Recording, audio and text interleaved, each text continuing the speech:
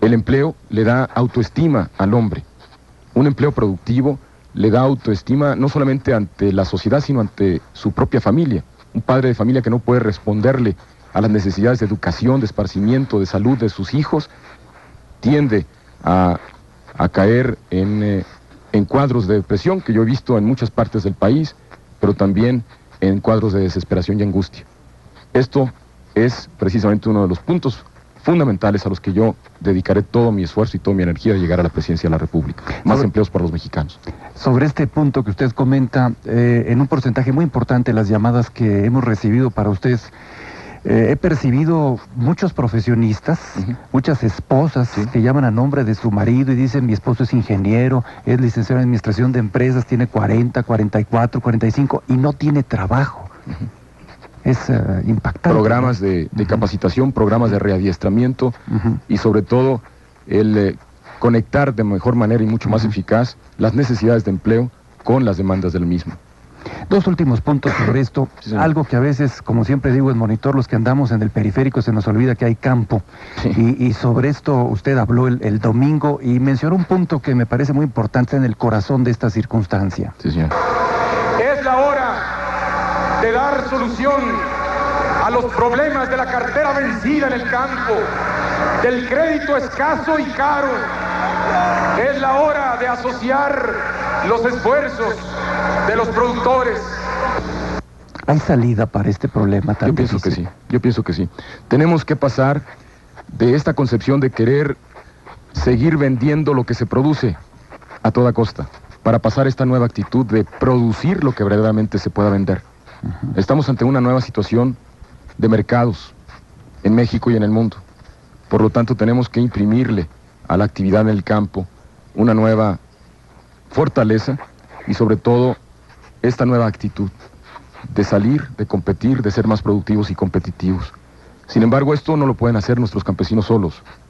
Yo no propongo reeditar esquemas paternalistas donde el Estado quiera resolverle todo al campesino, pero tampoco propongo un gobierno irresponsable que se quede cruzado de brazos o que vea al campo con abandono.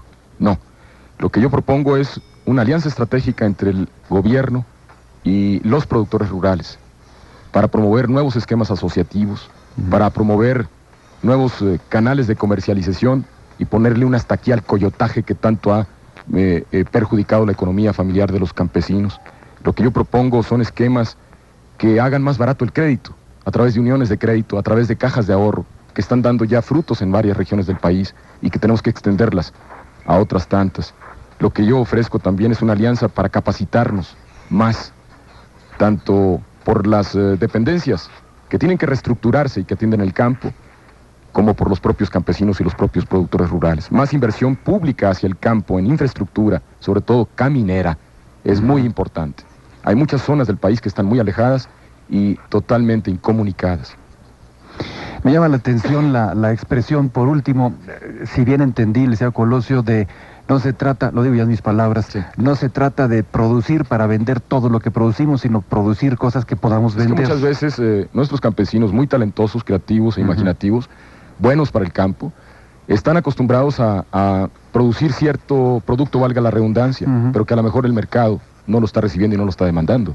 Lo que requiere es información, lo que requiere es apoyo, lo que requiere es nuevas tecnologías, lo que requiere también es una asesoría técnica, pero una asesoría técnica real, no una imposición de esto es lo que tú tienes que sembrar. En fin, compaginar la libertad que es tan necesaria en el campo mexicano con una alianza estratégica entre un Estado que tiene que ser necesariamente responsable para poder salir, competir y mejorar las condiciones de vida de los campesinos. El último punto para terminar el repaso del discurso del pasado domingo es otro de los temas muy reiterado por el auditorio. Le preguntan con mucha frecuencia, y usted lo va a escuchar, cómo entiende Luis Donaldo Colosio el poder, cómo se prepara para lo que implica la fuerza del poder. Y usted de alguna manera, en otro sentido, abordó esto en la parte final del discurso. Sí. Vamos a escucharlo y llegamos a este punto. Es la hora de reformar el poder, de construir un nuevo equilibrio en la vida de la República. Es la hora del poder del ciudadano. Es la hora de la democracia en México. Es la hora de cerrarle el paso al influyentismo, a la corrupción y a la impunidad. ¿Cómo se le hace? ¿Cómo le ponemos el alto al influyentismo, a la corrupción y a la impunidad, que es uno de los reclamos más frecuentes? Por un lado, observando estrictamente la ley.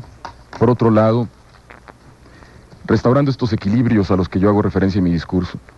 Aquí tiene que ver mucho también la contraloría política y social que el Poder Legislativo tiene que tener sobre el Poder Ejecutivo. Que lo dice la ley, que lo dice la Constitución, pero tenemos que pasar a los hechos y tenemos que hacer realidad lo que ahí se dice. Tenemos necesariamente que entender que los tiempos están cambiando y que lo que reclama el pueblo de México, entre otras cosas, es democracia. Democracia no solamente electoral, sino que democracia en el más amplio sentido de la palabra, donde la sociedad participe. Por eso es que yo mucho creo en el poder del ciudadano, en el poder de la sociedad. En el ejercicio del poder tenemos que tener presente siempre que quienes lo ejercen, lo están ejerciendo en favor y por un mandato de la propia ciudadanía y de la sociedad. Y a ella es a la que tenemos que responder. Vamos a pasar a las preguntas del mismo auditorio, Licenciado Colosio. Esta primera pregunta la va a escuchar en la voz del señor José María Linares. Él es un empleado, vive en Cuautitlán Izcalli, en el Estado de México, y esto es lo que le mandó para que usted le conteste. Mi pregunta es, ¿por qué piensa usted que su partido va a triunfar en las próximas elecciones, dadas las condiciones en que nos han dejado sus antecesores? Y la siguiente, ¿qué ventajas nos ofrece su plataforma política con referencia a la de los partidos de oposición? Soy un candidato en competencia, pertenezco a un partido en competencia. Quiero decirle a José María Linares que mi propuesta es por el cambio. La sociedad mexicana está demandando un cambio que tiene que operar simultáneamente tanto en lo político, como en lo económico, como en lo social. Ya hablamos de algunas de las características de este cambio. Pero lo que la sociedad mexicana no quiere son saltos al vacío ni aventuras políticas. Quiere responsabilidad en quien ejerce ese cambio. Y la responsabilidad la ejerceremos de llegar a la presidencia de la República conjuntamente con la sociedad mexicana. Responsabilidad, certeza en el futuro.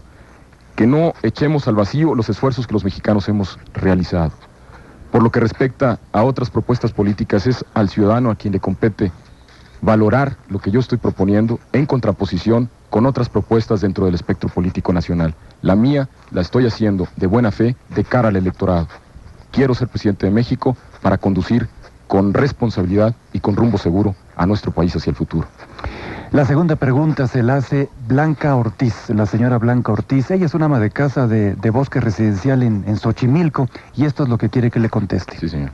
Si llegara a la presidencia de la República, ¿qué haría para combatir el robo? Pues no hay protección para el ciudadano, donde desgraciadamente hasta la vida pierde la persona afectada.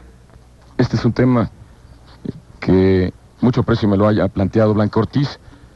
Es el referente a la falta de seguridad pública en las calles, en los lugares de esparcimiento, en los lugares laborales. Yo creo que aquí hay varios frentes que atacar. En primer lugar, mejorar sustancialmente la capacidad que se tiene hasta la fecha de las instituciones para perseguir los delitos. A mí me preocupa mucho que un número cada vez más creciente de ciudadanos me esté planteando este problema de la falta de seguridad pública. Y muchos cuerpos policíacos no cuentan con los sistemas de información, no cuentan con los equipos para detectar y prevenir con anticipación el delito. Y ahora que hablo de prevención, yo creo que el reforzar las acciones preventivas es algo fundamental. Desde el empleo y la recreación hasta el alumbrado público en muchas comunidades alejadas, hasta la profesionalización también de nuestros cuerpos policíacos. Y combatir los actos de corrupción que en muchos de ellos se encuentran. Pero otro aspecto fundamental que yo le quiero decir a Blanca Ortiz es la mayor participación de la sociedad a través de las juntas vecinales, a través de los clubes de servicio, a través de las organizaciones no gubernamentales, a través de los comités de defensa popular. Yo pienso que es la hora de las organizaciones intermedias en nuestra sociedad. Es la hora de que la sociedad organizada sea escuchada y oída por el gobierno, y que a esa voz tengamos que responder con certidumbre y con responsabilidad. Una tercera pregunta, esta se la hace la señora Yolanda Montes de Oca. La señora Yolanda Montes de Oca es una ama de casa de la colonia Lomas de Bulevares en Tlalnepantla, Estado de México, y esta es su pregunta. Ante los excesos de algunas autoridades ¿Cuál es la propuesta concreta del señor Luis Donaldo Colosio? Sí, señora Montes de Oca, muchas gracias por su pregunta. Ante todo, exigencia, ante todo, castigo a la impunidad, ante todo, una aplicación firme de la ley. Por supuesto que una constante escuchar por parte del gobierno a la propia sociedad, a las voces como la señora Yolanda Montes de Oca, que a lo largo y a lo ancho del país tienen una verdad que decir y tienen una palabra que transmitir. También hacerse acompañar por servidores públicos responsables, que tengan una mística de servicio, que no vean en la actividad pública una oportunidad para servirse, sino para servir.